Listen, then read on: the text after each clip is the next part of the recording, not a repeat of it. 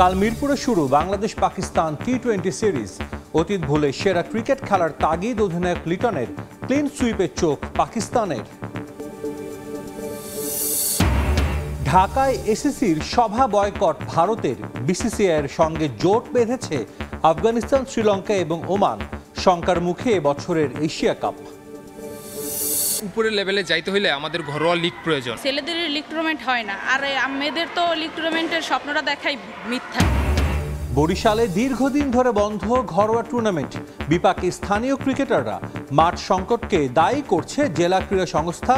দ্রুতই জেলা ও বিভাগীয় লিগ আয়োজনের আশ্বাস। এবং প্রবাসী ফুটবলাররা ক্যাম্পে ভালো করলে সুযোগ পাবেন জাতীয় দলে, বললেন তাবিথ আওয়াল।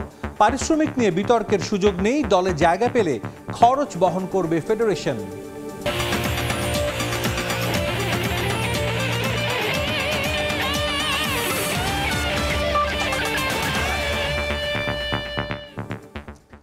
শুরুতে ক্রিকেট। বাংলাদেশ পাকিস্তান টি-20 সিরিজের খবর। ধারাবাহিকতা প্রমাণের মঞ্চ তৈরি লিটন কুমার দাসের সামনে। শ্রীলঙ্কায় টি-20 সিরিজ জয়ের পর এবার পাকিস্তান বাধা। অতীত ভুলে সেরা ক্রিকেট খেলার তাগিদ দিলেন টাইগার অধিনায়ক। অন্যদিকে পরিসংখ্যানের হিসেব ধরে রেখে আরও একটা ক্লিন সুইপে চোখ পাকিস্তান ক্যাপ্টেনের। মিরপুরের প্রথম টি-20 শুরু সন্ধ্যা 6টায়।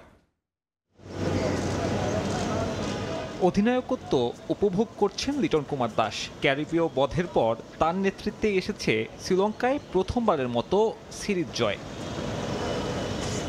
13 ম্যাচ পর এবার প্রথম ঘরের মাঠে টস করবেন লিটন। হোম অ্যাডভান্টেজের হিসেব টানলে পরীক্ষাটা অপেক্ষাকৃত সহজ, যদিও প্রতিপক্ষ পাকিস্তান বলেই কিনা সে স্বস্তিটুকু পাচ্ছেন না উইকেট কিপার ব্যাটার। আমাদের ভালো ক্রিকেটটা খেলতে হবে। শ্রীলঙ্কায় 2 দিন আগে যেটা ঘটে গেছে এটা ফার্স্ট। সো এখন এটা নতুন জায়গা, নতুন ভেন্যু, সব কিছু নতুনভাবে নিতে হবে, নতুন চ্যালেঞ্জ আসবে। আমরা প্রস্তুত এই চ্যালেঞ্জটা নেওয়ার জন্য, এবং দেখি কী হয়। সব কিছু তৈরি হয় হিস্ট্রি হওয়ার জন্য, বাট রেকর্ড কিন্তু ব্রেকও হয়। সো আমরা যদি ভালো ক্রিকেট খেলি, রেকর্ড ব্রেক হতে সময় লাগবে না। বাট ওই রেকর্ডের চিন্তা না করে আমরা কি করতে পারি, আমাদের কতখানি ক্যাপাবিলিটি আছে, কতখানি বেটার ক্রিকেট খেলতে পারি, তাহলে ওই সব জিনিসই চেঞ্জ হয়ে যাবে। কারণটা সহজ, চেনা কন্ডিশন, স্পিন বিভাগের শক্তিমত্তা। 16 জনের বহরের 9 জনই খেলেছেন সবশেষ বিপিএলে। রাগঢাক না রেখে পাকিস্তান অধিনায়কও স্বীকার করলেন ওই অভিজ্ঞতাই তাদের এই সফরের মূল শক্তি। আমাদের দলের বেশিরভাগ খেলোয়াড়ই বিপিএল খেলেছে, যেটা খুবই গুরুত্বপূর্ণ। তাদের সঙ্গে কথা হয়েছে, ওরা যে ইনপুট দিয়েছে আমরা ওই অনুযায়ী পরিকল্পনা সাজিয়েছি। আমরা আমাদের খেলার ধরন পরিবর্তন করেছি এবং এভাবেই খেলতে চাই। বাংলাদেশ নিজের মাঠে সবসময়ই ভালো দল। লিটন অবশ্য ইতিবাচক হিসেবেই দেখছেন বিষয়টিকে। কথার লড়াইয়ে জয়টা টাইগার অধিনায়কেরই। ফ্র্যাঞ্চাইজি ক্রিকেটের মজাটাই এটা যে আপনি পুরো ওয়ার্ল্ডের সব প্লেয়ারদের সাথে খেলার সুযোগ থাকে, ফ্রেন্ডশিপ করার সুযোগ থাকে। সো আপনি যদি আপনার একটা জায়গায় স্টপ হয়ে থাকেন শুধুমাত্র ন্যাশনাল টিম, তাহলে কিন্তু আপনি বাইরের প্লেয়ার সম্বন্ধেও জানবেন না, যে সিঙ্গমও শেয়ার করতে পারবেন না। তো আমার মনে হয় অবভিয়াসলি এটা বোথ সাইডেই কাজে দেবে। তারাও যেমন আমাদের স্ট্রং পয়েন্ট, উইক পয়েন্ট জানে, আমরাও তাদের সাথে খেলি, আমরাও স্ট্রং পয়েন্ট, উইক পয়েন্ট জানি। সো আমার মনে হয় না খুব একটা সমস্যা হবে, বাট ইকুয়ালি এটা খুব ভালো সাইড। প্রায় 4 বছর পর বাংলাদেশের মাটিতে সিরিজ খেলবে পাকিস্তান ক্রিকেট দল। এ দলের ব্যানারে এশিয়ান গেমসের হিসেবটা একপাশে রাখলে 2016 পর থেকে পাকিস্তানকে হারানোর সুখস্মৃতি নেই টাইগারদের। এখন লিটন কুমার দাসের দলের সামনে পরীক্ষা, শ্রীলঙ্কায় পাওয়া মোমেন্টাম কাজে লাগিয়ে সেই অপেক্ষার অবসান তারা ঘটাতে পারেন কিনা। মিরপুরের হোম অফ ক্রিকেট থেকে সাব্বির মিথুন, সময় সংবাদ, ঢাকা। কন্ডিশন বিবেচনায় উইনিং কম্বিনেশন ভাঙতে যাচ্ছে টিম ম্যানেজমেন্ট। হোম অফ ক্রিকেটের মন্থর উইকেটে বাদ পড়তে পারেন পেসার শরীফুল ইসলাম। পেসার কমিয়ে স্পিনার বাড়ালে ভাগ্য খুলবে নাসুম আহমেদের। আবার বিবেচনায় আছেন মেহেদী হাসান মিরাজও। বৃষ্টি বাগড়ায় হাই স্কোরিং ম্যাচের সম্ভাবনা নেই প্রথম টি-20তে। মিরপুরের বাস্তবতায় একটা ম্যাচের জন্য এতখানি বিশ্রাম আসলে স্বাভাবিকভাবে জোটে না। তবে এই ম্যাচটা দিয়ে মিরপুরের হোম অফ ক্রিকেট একটা লম্বা সময়ের বিরতি কাটিয়ে আবারও ফিরতে যাচ্ছে ইন্টারন্যাশনাল ক্রিকেটে। সবশেষ বিপিএল ফাইনালের পরে এই মাঠে আর কোনো ধরনের ক্রিকেট হয়নি, এজন্য এই উইকেটটা নিজেকে প্রস্তুত করার জন্য পর্যাপ্ত সময় পেয়েছে। তবে বাধা হচ্ছে বেরসিক বৃষ্টি। ম্যাচের আগের দিনও সকাল থেকে রোদ পেলেও কিছুটা বৃষ্টি সেই উইকেট প্রস্তুতে আর একটা বাধার সৃষ্টি করে। এখানকার গ্রাউন্ডসম্যানরা একটা ব্যস্ত সময় পার করছে। স্বাভাবিকভাবেই টি-20তে একটা হাই স্কোরিং ম্যাচ খুব বেশি গুরুত্বপূর্ণ, সেটা যেমন দর্শকদের জন্য, তার পাশাপাশি ব্যাটাররাও প্রত্যাশা করবে যে এই উইকেটে ব্যাটে বলটা যেন সহজে আসে। তবে শেষ মুহূর্তে উইকেট ঢেকে দেওয়ার কারণে প্রথম টি-20তে আসলে পিচ কেমন ব্যবহার করবে সেটাও এখন বড় প্রশ্নের জন্ম দিচ্ছে, কারণ প্রপার ব্যাটিং উইকেট তৈরি করার জন্য রোদের একটা প্রয়োজন ছিল। সেই রোদ সাম্প্রতিক সময়ে খুব একটা পাওয়া যায়নি, কারণ টানা বৃষ্টির কারণে মিরপুরের উইকেট বেশিরভাগ সময়ই কাভারের নিচে ছিল। অর্থাৎ সেই কাভারের কারণে প্রথম টি-20তে কিন্তু একটা প্রভাব পড়তে পারে। সবশেষ বিপিএলে আমরা বেশ কিছু হাই স্কোরিং ম্যাচ দেখেছিলাম, সেই হাই স্কোরিং ম্যাচের প্রভাব আসলে পাকিস্তান সিরিজে কতটুকু থাকবে সেটা একটা বড় প্রশ্নের জন্ম দিচ্ছে। এদিকে বাংলাদেশ দলের কথা যদি আমি বলি, সবশেষ শ্রীলঙ্কা সিরিজ জিতে উইনিং কম্বিনেশন ভাঙার খুব একটা চেষ্টা করবে না টিম ম্যানেজমেন্ট। তবে মিরপুরের এই উইকেট বিবেচনায় একটা পরিবর্তন একেবারেই অবশ্যম্ভাবী। পেসিং ইউনিটে একজন বোলার কমিয়ে একটা বাড়তি স্পিনার খেলাতে পারে টিম ম্যানেজমেন্ট। সেক্ষেত্রে শরীফুল ইসলাম বাদ পড়তে পারে এবং তার জায়গায় নাসুম আহমেদ আরও একটা বাড়তি স্পিন অ্যাডভান্টেজ হিসেবে খেলতে পারেন দলের হয়ে। সবশেষ এই মাঠে খেলা 5 টি-20তে বাংলাদেশ মাত্র একটিতে হেরেছে এবং সেটা জিম্বাবুয়ের অ্যাগেনস্টে। এছাড়া ইংল্যান্ডকে এই মাঠে 2 বার হারানোর অভিজ্ঞতা রয়েছে, যদিও বা পাকিস্তানের অ্যাগেনস্টে কিন্তু বাংলাদেশের পরিসংখ্যানটা খুব সুখকর নয়। সবশেষ পাকিস্তানের বিপক্ষে এই মাঠে 3 ম্যাচের যে টি-20 সিরিজ খেলেছিল বাংলাদেশ, তার 3টাতেই হেরেছিল। অর্থাৎ এই কন্ডিশনের সঙ্গে কিন্তু পাকিস্তান খুবই পরিচিত এবং তারা আজকে সংবাদ সম্মেলনেও বলেছে যে বিপিএল খেলার যে অভিজ্ঞতা পাকিস্তানি ক্রিকেটারদের, সেই অভিজ্ঞতা কাজে লাগিয়ে তারা প্রথম টি-20-র পরিকল্পনা সাজাচ্ছে। অর্থাৎ বাংলাদেশের জন্য আসলে একটা বড় পরীক্ষা, কারণ শ্রীলঙ্কার বিপক্ষে যে মোমেন্টামটা তারা পেয়েছে তা হয়তো কাজে নাও লাগতে পারে। তবে এখন দেখার বিষয় বাংলাদেশ শ্রীলঙ্কা সিরিজের মোমেন্টামটা ধরে রেখে পাকিস্তানের বিপক্ষে এই মাঠে কেমনভাবে পারফরমেন্স করে। শেরে বাংলা জাতীয় ক্রিকেট স্টেডিয়াম থেকে সাব্বির মিথুন, সময় সংবাদ, ঢাকা। 3.5 বছর পর আবারও মিরপুরে মুখোমুখি হবে বাংলাদেশ পাকিস্তান। তবে পরিসংখ্যান মেন ইন গ্রিনদের চেয়ে বেশ পিছিয়ে টাইগাররা। শর্টার ফরম্যাটে এখন পর্যন্ত মোট 22 বারের দেখায় মাত্র 3 জয় পেয়েছে লাল সবুজ। এই 3 জয়ের মধ্যে 2টি মিরপুরে। যদিও দলের সাম্প্রতিক পারফরমেন্স বড় স্বপ্ন দেখাচ্ছে লিটনদের। 3.5 বছর পর ঘরের মাঠে প্রতিপক্ষ পাকিস্তান, হোম কিংবা অ্যাওয়ে যাদের বিপক্ষে বাংলাদেশের কেবল হারেরই গল্প। তবে শ্রীলঙ্কার মাটিতে গড়া ইতিহাস দেখাচ্ছে বড় স্বপ্ন। অতীতকে বৃদ্ধাঙ্গুলি দেখিয়ে এবার নতুন শুরুর অপেক্ষায় লিটনের দল। টি-20 ক্রিকেটে পাকিস্তান বরাবরই বাংলাদেশের সামনে কঠিন প্রতিপক্ষ। শর্টার ফরম্যাটে 2007 সালে প্রথমবারের মতো মুখোমুখি হয়েছিল দুদল। সে ম্যাচে আশরাফুলের দল হেরেছিল 30 রানে। এরপর আরও 21 বার দেখা হয় দুদলের, যেখানে মেন ইন গ্রিনদের জয় 18টি। ঘরের মাঠে সবশেষ সিরিজেও বাংলাদেশকে হোয়াইট ওয়াশ করেছে পাকিস্তান। পাকিস্তানের বিপক্ষে বাংলাদেশ প্রথম জয় পেয়েছিল 2015 সালে মিরপুরের হোম অফ ক্রিকেটে। এই মাঠেই এর 1 বছর বাদে এশিয়া কাপে দ্বিতীয় জয়ের দেখা পায় টাইগাররা, আর 2023 সালের এশিয়ান গেমসে পায় তৃতীয় জয়। বাংলাদেশে মোট 7টি টি-20 খেলেছে পাকিস্তান। সবশেষ 2021 সালে 3 ম্যাচের টি-20 সিরিজে টাইগারদের হোয়াইট ওয়াশ করেছিল মেন ইন গ্রিন। তবে বাংলাদেশের সাম্প্রতিক পারফরমেন্স দেখাচ্ছে আশার আলো। অন্যদিকে বাংলাদেশের বিপক্ষে সবশেষ টি-20 সিরিজের আগে এই ফরম্যাটে পাকিস্তানও ছিল হারের বৃত্তে। নিউজিল্যান্ড সফরে সিরিজ হেরেছে 4-1 ব্যবধানে। সাউথ আফ্রিকাতেও সঙ্গী হয়েছে 2-0 ব্যবধানের হার। প্রায় 14 মাস পর দেশের মাটিতে টি-20 খেলবে বাংলাদেশ। গেল বছর জিম্বাবুয়ের বিপক্ষে 5 ম্যাচের টি-20 সিরিজ খেলেছিল টাইগাররা, জয় পেয়েছে 4-1 ব্যবধানে। এশিয়া কাপের আগে এই সিরিজ দুদলের কাছেই বেশ গুরুত্বপূর্ণ।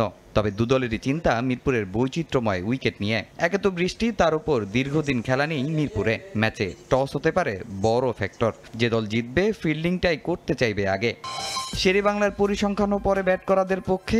এখন পর্যন্ত মিরপুরের 63 ম্যাচের মধ্যে 32টি জয় পেয়েছে পরে ব্যাট করা দল।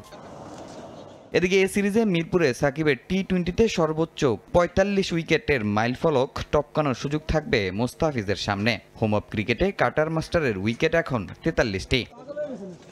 তামিম হোসেন, সময় সংবাদ। দীর্ঘ সময় ধরে বরিশালে হয় না কোনো ঘরোয়া ক্রিকেট টুর্নামেন্ট। এতে অস্তিত্ব সংকটে স্থানীয় ক্রিকেটাররা। নতুন করে জেলা ক্রীড়া সংস্থা কমিটি গঠনের পর আশার আলো দেখলেও এখন হতাশা নিয়ে অনুশীলন করছেন তরুণ ক্রিকেটাররা। এদিকে ঘরোয়া টুর্নামেন্ট আয়োজন করতে না পারার পেছনে মাঠ সংকটকেই দায়ী করছে স্থানীয় ক্রীড়া সংস্থা। যদিও দ্রুতই বিভাগীয় ও জেলা ক্রিকেট সহ ফুটবল টুর্নামেন্ট আয়োজনের কথা জানান বরিশাল বিভাগীয় কমিশনার। ভেন্যু সংকটের কারণে মুখ থুবড়ে আছে বরিশালের ক্রীড়াঙ্গন। দীর্ঘ সময় বরিশালে নেই ঘরোয়া ক্রিকেট। এতে ঝরে পড়ছে প্রতিভাবান অনেক তরুণ ক্রিকেটার। বরিশাল ক্রিকেটের আতুরঘর কবি জীবনানন্দ দাস স্টেডিয়াম। একসময় এই স্টেডিয়ামেই আয়োজিত হয়েছে বিভাগীয় ও জেলা ক্রিকেট টুর্নামেন্ট। অনুষ্ঠিত হয়েছে যুব দলের টেস্ট ম্যাচও। তবে সংস্কার কাজ চলমান থাকায় ঘরোয়া কোনো টুর্নামেন্ট আয়োজনের সুযোগ নেই। যদিও সংস্কার কাজ শুরুর আগে থেকেই স্টেডিয়ামটিতে বন্ধ রয়েছে ঘরোয়া টুর্নামেন্ট। টুর্নামেন্ট থেমে থাকলেও থেমে নেই স্থানীয় ক্রিকেটাররা। জাতীয় দলে খেলার স্বপ্ন নিয়ে অনেক ক্রিকেটার নিয়মিত নিজেদের প্রস্তুত করছেন বিভিন্ন একাডেমিতে। যদিও দিনের পর দিন অনুশীলন করে গেলেও মাঠে নিজেদের প্রমাণ করতে না পারার আক্ষেপে পড়ছেন ক্রিকেটাররা। বরিশালের ক্রিকেট ধ্বংস হওয়ার আগে ঘরোয়া টুর্নামেন্ট চান তারা। বিগত অনেক দিন যাবত এখানে প্র্যাকটিস করতেছি, সো আমাদের উপরের লেভেলে যাইতে হলে আমাদের ঘরোয়া লিগ প্রয়োজন। ছেলেদের লিগ টুর্নামেন্ট হয় না, আর মেয়েদের তো লিগ টুর্নামেন্টের স্বপ্নটা দেখাই মিথ্যাই। আমাদের এখানে কোনো লোকাল ম্যাচ হয় না, কোনো লিগ হয় না।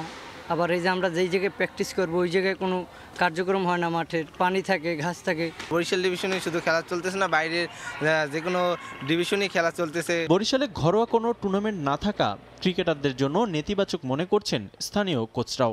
এতে উঠে আসতে পারছে না আন্তর্জাতিক মানের কোনো ক্রিকেটার। তাই দ্রুত ঘরোয়া ক্রিকেট ফেরানোর আহ্বান কোচদের। প্রথম শ্রেণীর ক্রিকেট যেটি এখানে অনুষ্ঠিত হতো একসময়, সেই প্রথম শ্রেণীর ক্রিকেটও যেন এখানে যেন আপনার সবসময় যেন চলমান থাকে এবং এমন না হয় যে দুই একটা ম্যাচ হলো আবার অদৃশ্য কারণে স্টপ হয়ে গেল। আমরা ম্যাচ খেলাই পিরোজপুর গিয়ে, বরগুনা গিয়ে, ওদেরকে নিয়ে আমরা প্র্যাকটিস ম্যাচ খেলাই। সেই ম্যাচগুলি যদি আমরা এখানে কোনো খেলার সুযোগ করতে পারতাম। গত বছর রাজনৈতিক পট পরিবর্তনের পর দেশের ক্রীড়াঙ্গন সচল রাখতে নতুন করে অ্যাডহক কমিটি গঠন করে জাতীয় ক্রীড়া পরিষদ। তাদের হাত ধরে ক্রীড়াঙ্গন অগ্রযাত্রার প্রত্যাশায় ছিল বরিশালবাসী। তবে সেখানেও ব্যর্থ হয় দায়িত্বরতরা। যদিও ঘরোয়া কোনো টুর্নামেন্ট আয়োজন করতে না পারার পেছনে মাঠ সংকটকেই দায়ী করছে স্থানীয় ক্রীড়া সংস্থা। ঘরোয়া ক্রিকেট আসলে ক্রিকেট লিগ করার আগে সবার প্রথমে যে জিনিসটা দরকার সেটা হচ্ছে মাঠ।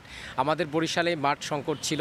আশা করি মাঠটা যদি কমপ্লিট হয়ে যায় আমরা বিভিন্ন যে ফার্স্ট ডিভিশন, সেকেন্ড ডিভিশন, যে প্রিমিয়ার যে লিগগুলো রয়েছে পর্যায়ক্রমে আমরা এটা শুরু করতে পারবো। তার আগে আমার মাঠটা দরকার। বরিশালের ক্রীড়াঙ্গন স্থবির হয়ে পড়ায় বিভিন্ন ধরনের অপরাধে জড়িয়ে পড়ছে তরুণ সমাজ। তাই দ্রুত বিভাগীয় ও জেলা ক্রিকেট সহ ফুটবল টুর্নামেন্ট আয়োজন করা হবে বলে আশ্বস্ত করেছেন বরিশাল বিভাগীয় কমিশনার। মাসখানেক পরে আমরা বিভাগীয় পর্যায়ে, জেলা পর্যায়ে এই ধরনের কিছু শুরু করব। কারণ এটা না করলে হবে কি, যে তরুণরা আমাদের দেশকে একটা নতুন প্রাণ দিয়েছে সেই তরুণদের তারুণ্যকে আমরা ধরে রাখতে পারবো না। বরিশালে ঘরোয়া ক্রিকেট ফিল্ডে কামরুল ইসলাম রাব্বি, তানভীর ইসলামের মতো ক্রিকেটাররা উঠে আসবে, এমনটাই বিশ্বাস কীর্তনখোলাবাসীর।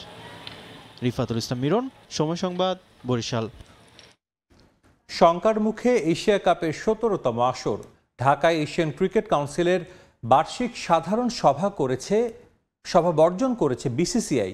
ভারতের সঙ্গে জোট বেঁধেছে আফগানিস্তান, শ্রীলঙ্কা এবং ওমান ক্রিকেট বোর্ড। তবে সভাটি ঢাকায় আয়োজন করতে বদ্ধপরিকর এসিসি। বিসিবির এক কর্মকর্তা জানিয়েছেন, ঢাকায় হোটেল বুকিং সহ আনুষঙ্গিক ব্যবস্থাপনাও সম্পন্ন করেছে বাংলাদেশ ক্রিকেট বোর্ড। এখন সভা স্থগিত হলে আর্থিক ক্ষতির মুখে পড়বে এসিসি। বিশ্ব ক্রিকেটে ভারতের দাদাগিরি নতুন কিছু নয়। এবার এশিয়ান ক্রিকেট কাউন্সিলকে জিম্মি করেছে বরাবরই বাড়তি সুযোগ সুবিধা পাওয়া বিসিসিআই। এর আগে বিসিসিআইর দাবির কাছে নতি স্বীকার করে আইসিসি চ্যাম্পিয়ন্স ট্রফি ও 2023 এশিয়া কাপ অনুষ্ঠিত হয় হাইব্রিড মডেলে। এবার ম্যাচ খেলার ভেন্যু নয়, বরং আসন্ন এশিয়া কাপের আগে এসিসির বৈঠকের ভেন্যু নিয়েও বাগড়া দিতে শুরু করেছে ভারত। চলতি বছর সেপ্টেম্বরে ভারতে বসার কথা এশিয়া কাপের 17তম আসর। পূর্ব নির্ধারিত সিদ্ধান্ত অনুযায়ী 24 জুলাই এসিসির বার্ষিক সাধারণ সভা অনুষ্ঠিত হওয়ার কথা ঢাকায়। কিন্তু এসিসির এই সভা বাংলাদেশ থেকে সরিয়ে দুবাইয়ে নেয়ার আবেদন জানায় বিসিসিআই। ঢাকায় বার্ষিক সভা হলে পাকিস্তান সুবিধা পাবে বলে ধারণা করছে ভারত। সঙ্গে নিরাপত্তার বিষয় সামনে এনে ঢাকা থেকে সভাটি সরিয়ে নিতে চাপ দিচ্ছে বিসিসিআই। তবে এতে সাড়া দেয়নি এসিসি। তাই আসন্ন সভা বয়কটের হুঁশিয়ারি দিয়েছে board of control for cricket in India. এমনকি ঢাকায় সবার করার বিপক্ষে অবস্থান নিতে আফগানিস্তান, শ্রীলঙ্কা এবং ওমানের ক্রিকেট বোর্ডকেও রাজি করিয়েছে ভারত। এমন খবর দেশটির গণমাধ্যমে। যদিও এখন পর্যন্ত ভেন্যু পরিবর্তনের ঘোষণা দেয়নি এশিয়ান ক্রিকেট কাউন্সিল। এসিসির সভাপতি মহসিন নাকভিও তার সিদ্ধান্তে অনড়। পিসিবি থেকে রয়েছে পূর্ণ সমর্থন। বিসিবির এক ঊর্ধ্বতন কর্মকর্তা জানান, এসিসির কোনো নির্দেশনা না আসায় পরিকল্পনা মাফিক কাজ চালিয়ে যাচ্ছে বাংলাদেশ ক্রিকেট বোর্ড। 24 তারিখের বৈঠক সামনে রেখে হোটেল বুকিংও সম্পন্ন করেছে বিসিবি। এছাড়া আনুষঙ্গিক বিষয় নিয়েও কাজ করছে ক্রিকেট বোর্ড। তাই এই মুহূর্তে সবার ভেন্যু পরিবর্তনও প্রায় অসম্ভব। তবে শেষ পর্যন্ত সবাই স্থগিত হলে আর্থিক ক্ষতির মুখে পড়বে এসিসি। এসিসির সদস্য দেশ মোট 27টি। আঞ্চলিক সংস্থার গঠনতন্ত্র অনুযায়ী এজিএমে কোনো সিদ্ধান্ত নিতে হলে সব দলকেই মত দিতে হবে। গুরুত্বপূর্ণ সদস্য বোর্ডের অংশগ্রহণ ছাড়া ঢাকায় বৈঠকে কোনো সিদ্ধান্ত নেওয়া হলে তা বাতিল হতে পারে। তাই এসিসি ও বিসিসি এর দ্বন্দ্বে শেষ পর্যন্ত বার্ষিক সভা স্থগিত হলে শঙ্কার মুখে পড়বে আসন্ন এশিয়া কাপ। কারণ টুর্নামেন্টের সূচি ও ভেন্যুর সিদ্ধান্ত এ সভাতেই চূড়ান্ত হওয়ার কথা। বিকল্প ভেন্যু হিসেবে সংযুক্ত আরব আমিরাতের নামও রয়েছে আলোচনায়। রিফাতুল ইসলাম মিরন, সময় সংবাদ। জাতীয় দলের দরজা সবার জন্য উন্মুক্ত। ট্রায়ালে অংশ নিয়ে প্রবাসী ফুটবলাররা ক্যাম্পে ভালো করলে সরাসরি সুযোগ পাবেন সেখানে, নিশ্চিত করেছেন বাফুফে সভাপতি তাবিথ আওয়াল। তাদের পারিশ্রমিক নিয়ে বিতর্ক করার কোনো সুযোগ নেই জানিয়ে বাফুফে প্রধান জানান, দলে জায়গা পেলে তাদের সমস্ত খরচ বহন করবে ফেডারেশন। তবে যারা এরই মধ্যে বিদেশি ক্লাবে খেলছেন তারা সুবিধা পাবেন এখন থেকেই। নিজ ইচ্ছাতেই বাফুফের ট্রায়ালে অংশ নিয়েছিলেন প্রবাসীরা। দুর্দান্ত পারফর্ম করে সেখানে নজরও কাড়েন কয়েকজন। তবে ফেডারেশনের টেকনিক্যাল ডিপার্টমেন্ট এই তালিকা প্রকাশ না করায় শুরু হয় বিতর্ক। প্রশ্ন তোলা হয় বাফুফের দল নির্বাচনের স্বচ্ছতা নিয়ে। ট্রায়ালে প্রবাসীরা ব্যক্তিগত নৈপুণ্য দেখালেও প্রতিযোগিতামূলক ফুটবলে তাদের ম্যাচ টেম্পারমেন্ট যাচাই করতে চায় বাফুফে। আর তাই অনূর্ধ্ব 23 দলের ক্যাম্পে ডাক পাচ্ছেন বিতোষক জায়ান আহমেদরা। সেখানে নিজেদের প্রমাণ করতে পারলেই মিলবে লাল সবুজ জার্সি গায়ে চাপানোর সুযোগ। আমাদের রিভলভিং ডোর টাইপ অপরচুনিটি, যে কোনো প্লেয়ার যে কোনো মুহূর্তে পারফরমেন্স ভালো হইলেই টিমে ঢুকতে পারবে। অ্যান্ড যে কোনো প্লেয়ার পারফরমেন্স ড্রপ করলে আপাতত টিমে বাইরে থাকতে হবে। বাট কেউই কিন্তু আজীবনের জন্য বঞ্চিত না, কেউ আজীবনের জন্য টিমেও না। সো আমাদের ভেরি ক্লিয়ার যে ট্রায়ালের মাধ্যমে আসেন, লিগের মাধ্যমে আসেন, চয়েসের মাধ্যমে আসেন, এভরি টাইম আমরা প্লেয়ার সিলেক্ট করি, সবার জন্য ইকুয়াল অপরচুনিটি থাকে। ইউরোপ আমেরিকা থেকে বাংলাদেশে আসা প্রবাসীদের জন্য বেশ ব্যয় সাপেক্ষ। যারা প্রাথমিক দলের ক্যাম্পে ডাক পাচ্ছেন তাদের আবারও যেতে হচ্ছে সেই খরচের মধ্য দিয়ে। যে বিষয়টি নিয়ে সমালোচনা তৈরির চেষ্টা করছে একটি পক্ষ, যদিও এক্ষেত্রে একেবারে স্পষ্ট অবস্থানে বাফুফে প্রধান। একটা প্লেয়ার আসবে, সে আদৌ খেলতে পারবে না বা সে খেলা অবস্থায় সার্ভিস দেশকে দিতে পারবে না, তো দেশ কেন তার রিসোর্স এই প্লেয়ারের উপরে ব্যয় করবে? আমাদের পজিশন ভেরি ক্লিয়ার। আপনারা যখন আসবেন, যদি আপনারা সিলেক্টেড হন, যদি আপনারা খেলতে পারেন, রিএম্বার্সমেন্ট পেয়ে যাবেন। এর আগে কিন্তু ফাহমিদুলের ব্যাপারে একই জিনিস হয়েছিল। আর যে প্লেয়ার অলরেডি কোনো লিগে খেলছে, যে প্লেয়ার অলরেডি কোনো টিমের সাথে আছে, তাদেরকে আমরা কল আপ করতেছি, ওইটা তো ডেফিনেটলি ক্লাবের সাথে ওভাবে আমাদের চুক্তি হয় যে ওই প্লেয়ারের ইন্স্যুরেন্স, ট্রাভেল সব আমরা বহন করি। এবার একসঙ্গে শুরু হবে জাতীয় দল এবং অনূর্ধ্ব 23 দলের ক্যাম্প। আবাহনী এবং বসুন্ধরার ফুটবলারদের এএফসি চ্যালেঞ্জ লিগে খেলার বিষয়টি মাথায় রেখে যা শুরু হবে 13 আগস্ট। কন্ডিশন বিবেচনায় যা দেশের বাইরে শিফট করার পরিকল্পনা আছে বাফুফের। ন্যাশনাল টিমস আর আন্ডার 23 ক্যাম্প অফিসিয়ালি বেশিরভাগ প্লেয়ার জয়েন করবে অন 13th of August, কারণ অনেক প্লেয়ার বসুন্ধরা আর আবাহনীতে খেলছে। শিগগিরই জেনে যাব যে আন্ডার 23 স্কোয়াডটা আসলে কোন দেশে যা ট্রেনিং করবে, কারণ বাংলাদেশের যে চলমান যে আবহাওয়া, বৃষ্টির পরিস্থিতি, এখানে আমরা ট্রেনিং করতে পারছি না। সো আমাদের আন্ডার 23 স্কোয়াডটাকে কোনো একটা জায়গায় নিয়ে যেতে হবে। বাফুফের রাডারে আছেন, কিন্তু এই দুই ক্লাবের বাইরে থাকা ফুটবলারদের ফিটনেস ক্যাম্প শুরু হবে 25 জুলাই থেকে। 25 জুলাই থেকে ফিটনেস রিজিমে রাখবে। এসএম ইকবাল, সময় সংবাদ, ঢাকা। 2028 লস অ্যাঞ্জেলেস অলিম্পিকে ক্রিকেট ডিসিপ্লিনে খেলবে মাত্র 6টি দল। শনিবার সিঙ্গাপুরে অনুষ্ঠিত আইসিসির বার্ষিক সাধারণ সভায় এই সিদ্ধান্ত নেওয়া হয়েছে। এশিয়া থেকে একটি দলই পাবে সরাসরি অংশগ্রহণের টিকিট। অংশগ্রহণকারী 6 দলের একটি স্বাগতিক যুক্তরাষ্ট্র, বাকি 5 দলের 4টি অঞ্চলভিত্তিক শীর্ষ র্যাঙ্কিংধারী দল। ফোর্বসের প্রতিবেদনে বলা হয়েছে, ক্রিকেটের সর্বোচ্চ নিয়ন্ত্রক সংস্থা অলিম্পিকে অংশগ্রহণের জন্য অঞ্চল ভিত্তিক র্যাঙ্কিংকে প্রাধান্য দিতে চায়। ফলে এশিয়া, ইউরোপ, আফ্রিকা ও ওশেনিয়া থেকে একটি করে দল সরাসরি যাবে আর বাকি একটি স্লট নির্ধারিত হবে বাছাই পর্বের মাধ্যমে। এদিকে নারীদের ক্ষেত্রে অলিম্পিকে অংশগ্রহণ নির্ধারণ করবে টি-20 বিশ্বকাপ। তবে যুক্তরাষ্ট্রের নারীদের অংশগ্রহণ এখনও অনিশ্চয়তা রয়েছে। অলিম্পিকে অংশ নেওয়া নিয়ে উইন্ডিজ দলকেও আলাদা করে ভাবতে হচ্ছে। একাধিক দ্বীপ নিয়ে গঠিত এই দলটি কোনো স্বীকৃত রাষ্ট্র নয়, ফলে তাদের অলিম্পিকে অংশ নেওয়ার জন্য আলাদা দেশ হিসেবে খেলতে হবে বাছাই পর্ব। 2028-এর 12 জুলাই লস অ্যাঞ্জেলেসের 50 কিলোমিটার দূরের পোমোনা শহরের ফেয়ার গ্রাউন্ডস স্টেডিয়ামে শুরু হবে অলিম্পিক ক্রিকেট। এখনই নিজেদের হোম ভেন্যুতে ফিরতে পারছে না বার্সেলোনা। নিরাপত্তা সংক্রান্ত ক্লিয়ারেন্স না পাওয়ায় হুয়ান গাম্পার ট্রফি আয়োজন করা হবে না স্পটিফাই ন্যু ক্যাম্পে। এক বিবৃতিতে বিষয়টি নিশ্চিত করেছে ক্লাব কর্তৃপক্ষ। 2 বছর সংস্কার কাজ চলার পর কিছুদিন আগে খেলার উপযোগী করে তোলা হয় ন্যু ক্যাম্পকে। 2023 সালের মে মাস সবশেষ ন্যু ক্যাম্পে নিজেদের সমর্থকদের সামনে ম্যাচ খেলেছিল বার্সেলোনা। এরপর কেটে গেছে 2 বছরের চেয়েও বেশি সময়। বদলে ফেলা হয়েছে নিউ ক্যাম্পের ভেতর বাহির। মাঝের এই সময়টায় নিজেদের হোম ম্যাচগুলো মনজুইকের অলিম্পিক স্টেডিয়ামে খেলে বার্সা।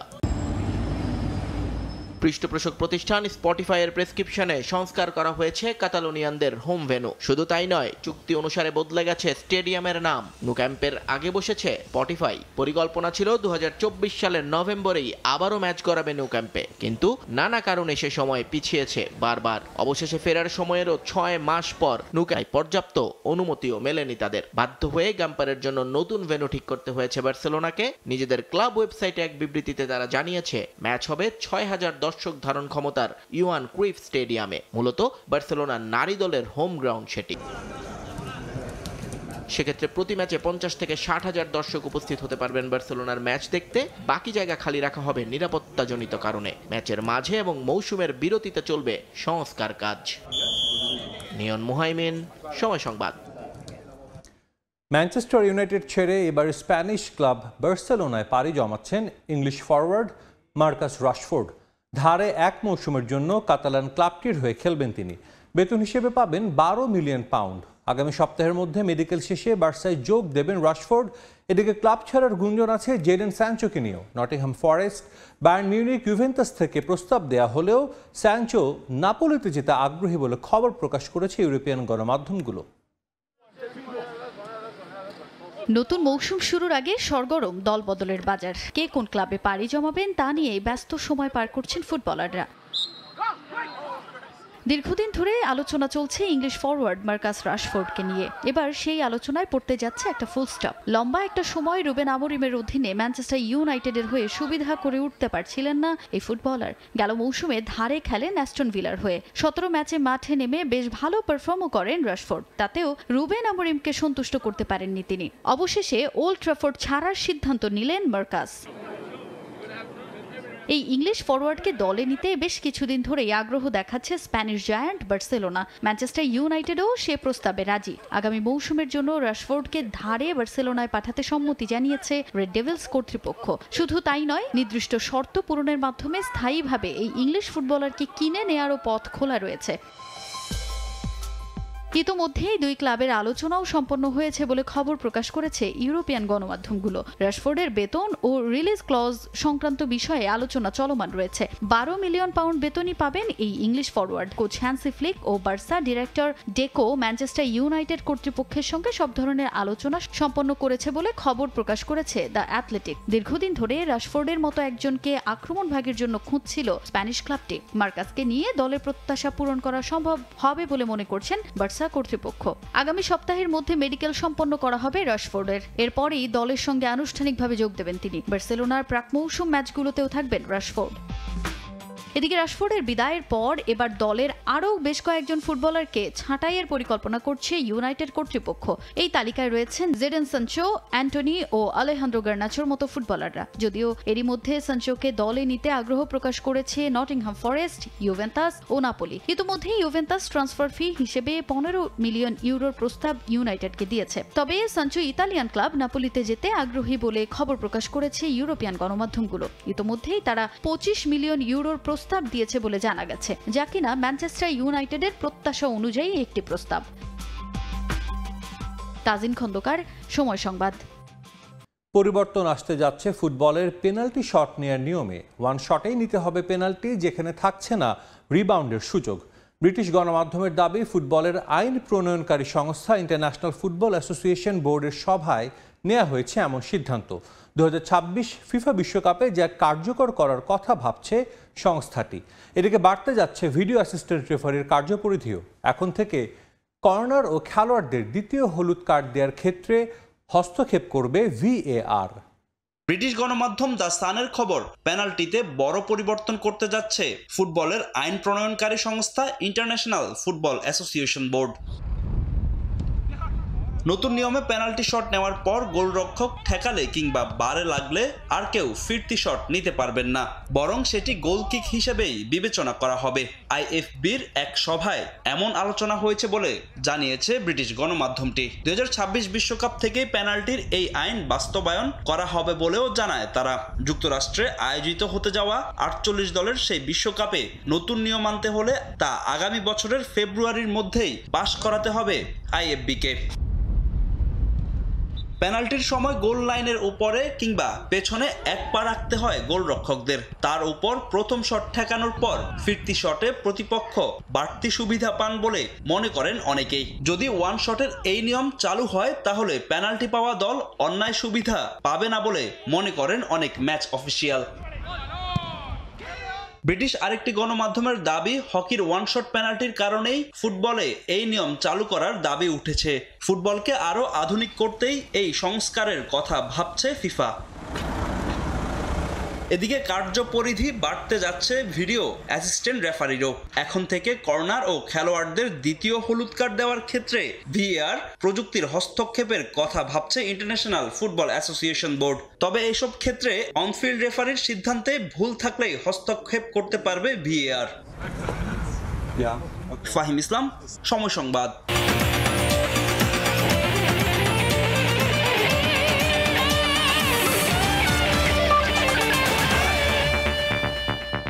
এই ছিল খেলার সময়ের এখনকার আয়োজন। সঙ্গেই থাকুন সময়ের।